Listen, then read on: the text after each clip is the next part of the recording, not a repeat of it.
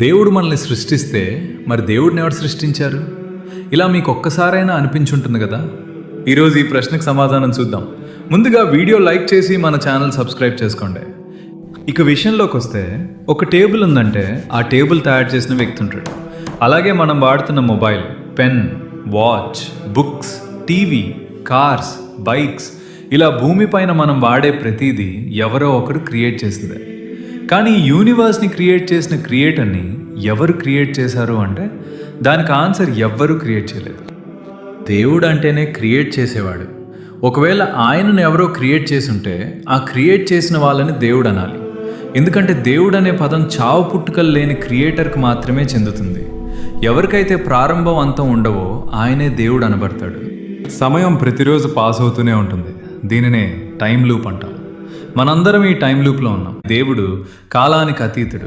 ఆయనకు ఆకలి లేదు, దాహం లేదు, మరణం లేదు, పుట్టుక లేదు.